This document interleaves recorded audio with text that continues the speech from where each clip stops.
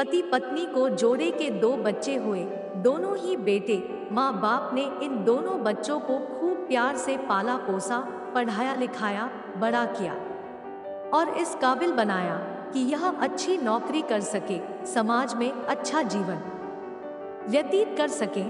अपने बच्चों के लिए दिन रात कड़ी मेहनत करके एक बंगले जैसा 2 मंजिला घर बना कर दिया, ताकि दोनों बेटे शादी के बाद भी एक साथ लेकिन अलग अलग कमरों में रह सके, ताकि आगे चलकर कभी बंटवारे का विचार ना आए और इनमें लड़ाई झगड़े ना हो।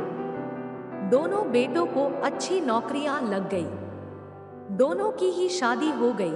बड़ा बेटा जो घर के पहले मंजिल पर रहता था, उसको एक बच्चा भी हुआ। पोते का मुंह देखकर दादा दादी बहुत खुश हुए। सब ठीक चल रहा था, लेकिन थोड़े ही दिनों बाद बूढ़े पति की मौत हो गई। जब तक पति जिंदा था, दोनों बेटे और बहू माँ का सम्मान किया करते थे। जैसे ही पति मर गया, दोनों बेटे और बहू हर दिन माँ की सेवा करना तो दूर, माँ को हर दिन खाना खिलाने के लिए भी राजी ना थे। दोनों बेटे और बहुओं ने मीटिंग की और तय किया कि माँ को खाना खिलाने की जिम्मेदारी बांट ली जाए, यानी कि 15 दिन बड़ा बेटा और 15 दिन छोटा बेटा माँ के खाने की जिम्मेदारी लेगा। जिन बेटों को बिना दिन रात देखे, भूख ना होते हुए भी और मनचाहा खाना हमेशा खिलाने के लिए जो माँ तैयार रहती थी, अब उसी माँ को बेटों के यहाँ पर दिनों के हिसाब से खाना दिया जाता था। माँ का दिल बड़ा था। माँ को इस बात की खुशी थी कि वह जैसे भी हो अपने बेटों के साथ रह तो रही है, और इसी खुशी के कारण बेटों के द्वारा दी गई रूखी सुखी भी उसे किसी पकवान से कम ना लगती थी। लेकिन दुर्भाग्य की बात तब हो जाती जब किसी महीने में 31 दिन आ जाते और उस एक दिन माँ को भूखा ही रहना पड़ता था। एक बार जब बड़े बेटे के यहाँ 15 दिनों तक खाना खाने के बारी चल रही थी, तब बड़ा बेटा अपनी बीवी और बच्चे के साथ कहीं बाहर किसी पार्टी में जा रहा था। बड़े बहू ने माँ से कहा, माँ जी आज खाना नहीं बनाया है, हम बाहर जा रहे हैं, वहीं खाएंगे, आप अपने लिए कुछ पका लेना और खा लेना। बूढ़ी माँ ने कहा, लेकिन बेटा मुझे तो गैस चलाना नहीं आता। बहू ने कहा, तो फिर ऐसा कीजिए कि पास वाले मंदिर में भंडारा लगता है, आप वहीं पर जाकर खा लीजिए, तो आपको गैस चलाने की जरूरत ही नहीं पड़ेगी।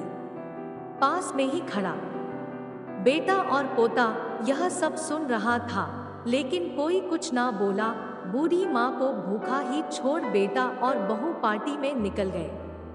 माँ को थोड़ा दुख तो हुआ, लेकिन फिर अपने आप को यह सोचकर मना लिया, ठीक ही तो है, कभी कभी बहू को भी घर के काम से आराम मिलना चाहिए, और भगवान का भंडारा खाने का सौभाग्य किस्मत वालों को ही तो मिलता है। माँ खुशी खुशी मंदिर में जाकर भंडारा खा आई। कुछ दिन ऐसे ही बीत गए। एक दिन बड़े बेटे को छुट्टी थी। बेटा, बहू और उनका बच्चा अपने घर में साथ में समय बिता रहे थे।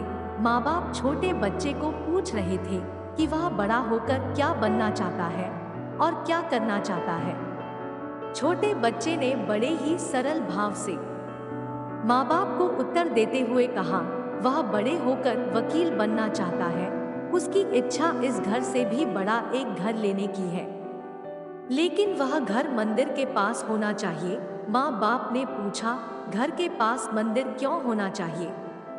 तब बच्चा माँ बाप से कहता है, घर के पास मंदिर इसलिए होना चाहिए ताकि जब मैं बड़ा होकर किसी पार्टी में बाहर जाऊं तो आप दोनों को ज्यादा तकलीफ ना हो, मंदिर नजदीक रहेगा तो आपको ज्यादा दूर जाकर भंडारा नहीं खाना पड़ेगा। मासूम बच्चे का ऐसा जवाब सुनकर दोनों के पैरों तले से जमीन खिसक गई। उन्हें अपनी गलतियों का एहसास अब जाकर हुआ था, जो उनके 5 साल के बेटे ने पहले ही कर लिया था। दोस्तों, दुनिया के हर माँ बाप यह सोचकर अपने बच्चों को बड़ा करते हैं कि वह उनके बुढ़ापे की लाठी बनेंगे, ना कि वह लाठी बनकर उनके ही पीठ पर बरसेंगे। कर्म का चक्र निरंतर घूमता रहता है। दोस्तों, आज जो तुम दूसरों के साथ कर रहे हो, आगे चलकर तुम्हारे साथ वही होगा, यह तय है। इसलिए हमेशा याद रखो कि दूसरों के साथ वैसा ही बर्ताव करो जैसा तुम चाहते हो कि बाकी लोग तुम्हारे साथ करें। आप मेरे चैनल पर पहली बार आए हैं तो लाइक और सब्सक्राइब करना ना भूलें।